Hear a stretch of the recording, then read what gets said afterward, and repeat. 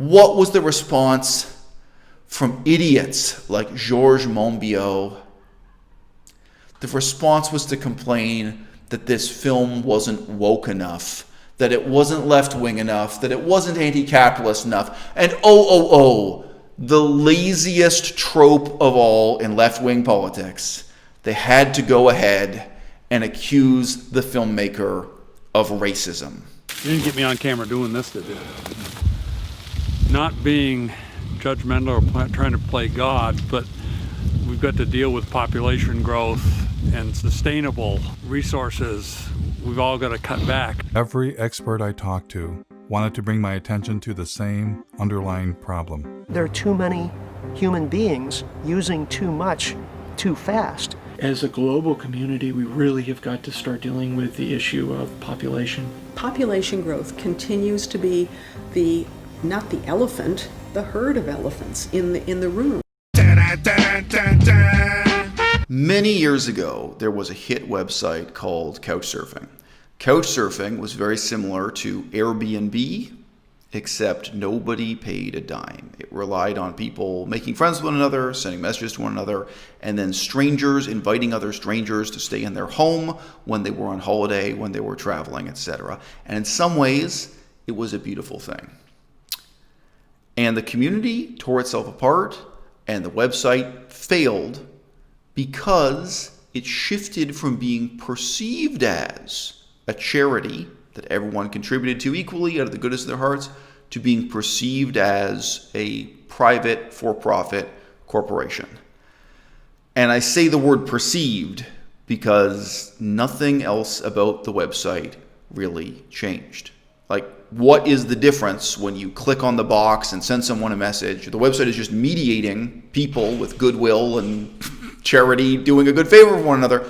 Why does it really matter when it's revealed to you that the people who kind of programmed and maintained the HTML and created this website, why does it matter when it's shockingly revealed that in fact there's a for-profit corporation behind the scenes and maybe they're making a tiny amount of money by having advertising in the corner of the screen, so on and so forth? Well, it matters. I mean, perception matters. And I remember I read different sort of political points of view about Couchsurfing at that time. And what one person said, very simply, was, look, after having reviewed all the facts and, why these people were disappointed because they actually donated money and why other people were disappointed because they worked as volunteers and donated their time and then find out someone else is profiting from that volunteer work and they're not getting paid, all the different broken hearts and disappointments. Ultimately, Couchsurfing is a website. And normally websites are just owned by one person. There's just one person whose name is on a piece of paper. They're the person who signed up and got that website address, got that URL, set it up. Ultimately, websites don't really exist as institutions at all. So what is it we're really doing here? There's a sense in which YouTube also is just a website. Or at least I can say, in a more perfect world, it would be just a website, but it's not. Right now, YouTube is this unbelievable bottleneck on freedom of speech, not because YouTube has its own standards of censorship, which it is entitled to. It's a website. It's owned by a particular company. It's run by a particular executive with a particular board of directors. The problem is there's no alternative to YouTube. And we have two wonderful examples of this that just popped off in the last week or so. LeafyIsHere, a commentator or comedy channel, whatever you want to say, gets millions of views per video. So, one of the most famous, influential names who's ever been on YouTube, even if there's no particular substance of videos. LeafyIsHere had a video deleted for, quote, harassment, close quote. Here in Canada, the legal definition of harassment is that you do something that would cause a rational person to be afraid for their safety. So it's a threat that a rational and reasonable person would be afraid of. Okay? And what did Leafy do in this video? Did he point a gun at somebody or wave a knife around? No. He said of another YouTuber, quote, "I don't like anything about you. I don't even like your face," close quote. So if that qualifies as harassment, this video I'm recording right now should also be banned as harassment because I've quoted him. But the fundamental problem is, nobody said, when this controversy stormed across the internet briefly, people were briefly animated and upset about it, nobody said, don't worry, you can still see it on the competitor to YouTube called WeTube or UsTube. Nobody said, oh, well, don't worry, it was deleted off YouTube, but you can still see it on Vimeo. Nobody said, instead of drinking Coke, you can drink Pepsi, right? The problem is we don't have 2, 3, 4, 5 different versions of YouTube, different companies with different aesthetics and different moral standards and different modes of censorship, right? The problem is precisely that YouTube is the only game in town. Michael Moore is a wealthy, famous, successful filmmaker. The new film everyone is talking about, he actually is just the executive producer for. He doesn't do the voiceover. He doesn't seem to have contributed very much to the content at all. Kind of another. But Michael Moore's name is all over this new film called Planet of the Humans. Rightly or wrongly, it is being referred to as Michael Moore's Planet of the Humans, even if that's just a cynical marketing tactic. Why would Michael Moore put a major film on YouTube? Why? Just think about that. Just think about the era we're living in, okay? CNN is on YouTube. France 24 is on YouTube. BBC, the British Broadcasting Service, is on YouTube, all right? All of the most important broadcasters and increasingly the most important filmmakers are putting their work on YouTube. It's not surprising. It's kind of documentaries and political films first and foremost. Bernie Sanders is on YouTube, right? YouTube really matters. And I spend my time voicing my opinion on YouTube instead of writing essays or articles that could be published in the local newspaper here. All right, I live in a small city. Maybe 300,000 people live here. It's really, the downtown area is more like 100,000 or less. This is a small city in Canada, and the newspaper, they would accept submissions. I probably could write and publish articles. My time is better spent making this YouTube video now to reach you. I'll not just reach a bigger audience, I'll have a more meaningful connection with that audience, blah, blah, blah, blah, blah. Okay? In many ways, publishing is dead. Non-fiction publishing is especially dead, and YouTube genuinely is, in 2020, a more important agora. It's a more important marketplace for ideas. It's a more important meeting place for politics. And this is implicitly indicated by the fact that Michael Moore published this film on YouTube at all. Okay, it wasn't pirated on YouTube. It was published on YouTube, and it had the potential to reach an audience of millions of people on YouTube. So when this film was somewhat mysteriously censored, deleted, allegedly it's just due to a rights infringement case, people are talking about to what extent that may or may not be the whole story, but for whatever reason, YouTube decides to delete this film, take it from both of you. I heard all kinds of reactions to this, yeah? But what I never heard was, don't worry, you can't see it on YouTube, but you can see it on Vimeo. You can see it on some competitor to YouTube, all right? I've never seen or heard anyone make that statement. What people say is, oh, don't worry, probably if you search carefully, you can find some pirate channel on YouTube, like someone who doesn't have the rights, someone who has illegally downloaded it and re-uploaded it, so you can still find it if you search around, right? Like, that's the alternative. When YouTube censors you, people search within YouTube for an alternative within YouTube that hasn't been censored yet, right? Just like the system of censorship hasn't caught up with it. Think about that. Think about that. This is a situation where there is Coca-Cola and there's no Pepsi, right? There is a really strange market dominance that's unhealthy for everyone. It's especially unhealthy for politics, right? Very briefly, the standards of censorship on YouTube, I don't begrudge YouTube the right to do that. You know what? YouTube ultimately is just a website. The same sense couch surfing was just a website. Ultimately, it may be one man's dream, or there may be one board of directors who come up with the rules that everyone has to play by, and fair's fair. If you don't like it, start your own website. If you don't like the rules on Facebook, use MySpace. If you don't like the rules on Instagram, join VSCO, join Tumblr, join Tinder, Twitter, whatever. There are alternatives, and there have to be alternatives. Okay, right now, what if you want to be a filmmaker who creates movies that have as much nudity and violence as is normal on HBO? You can't do that on YouTube. All right, YouTube standards, the censorship is much, much stricter than a mainstream American television channel like HBO. In fact, the censorship is much, much stricter than CNN. all right, than the BBC, the normal broadcast television for news. If you check now the fine print on why your video is demonetized, one of the reasons can simply be it discusses sensitive social issues, period. That's grounds for demonetization on YouTube. And of course, they have worse punishments than just demonetization. As mentioned, Leafy, it wasn't just demonetized, his video was completely deleted because he told someone, I don't like you, I don't even like your face.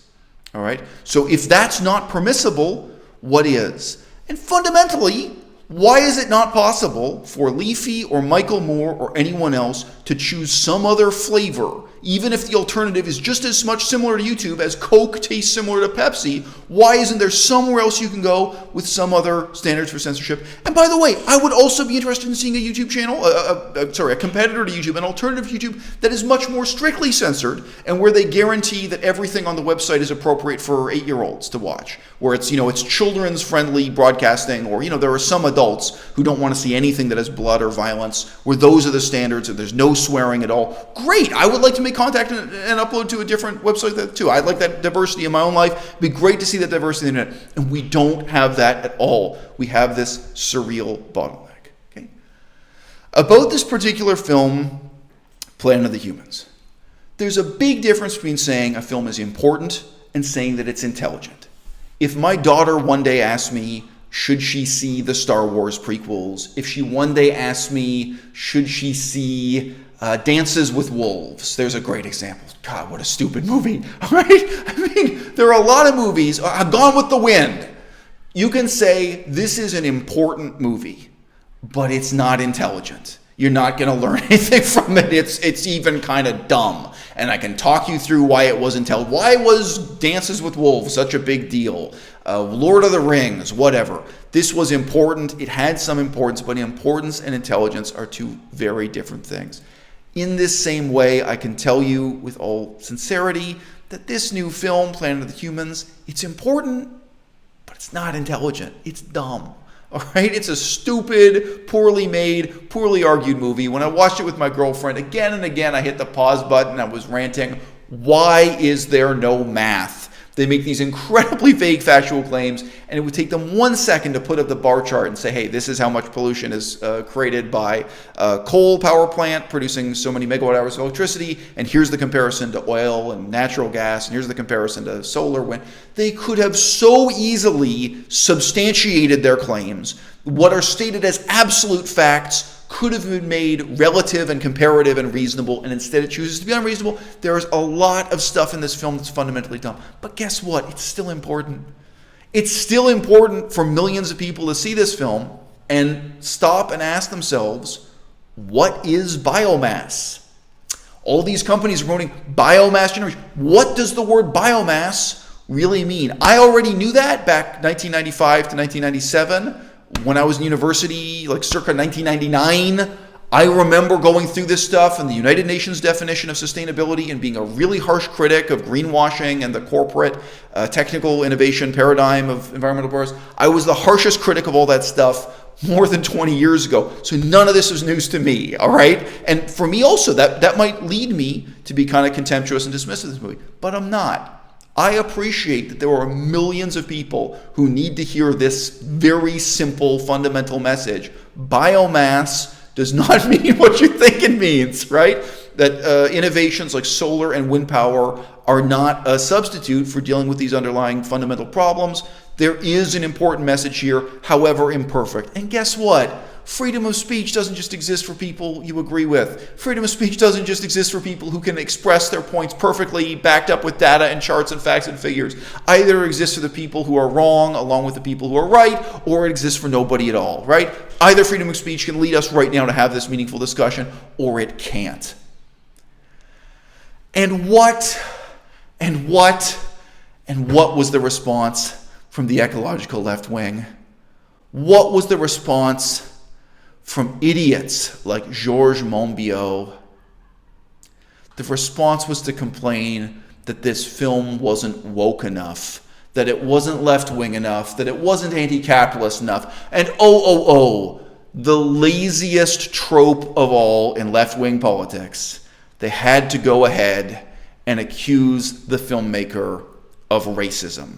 The only concrete proposal in your film was that there should be a mass die-off because the problem was population. You've got to start dealing with the issue of population. I actually am scared. I lose sleep over all of this. Now, population growth is what people reach for when they don't want to face structural and systemic problems such as capitalism. The greater part of population growth is happening amongst the world's poorest people who consume very little. And so what we see is a phenomenon of comparatively wealthy white people saying we're not the problem, our consumption growth isn't the issue, it's those people breeding. They are the problem. This claim is inherently racist. I think I don't need to prove to you that this film is not racist.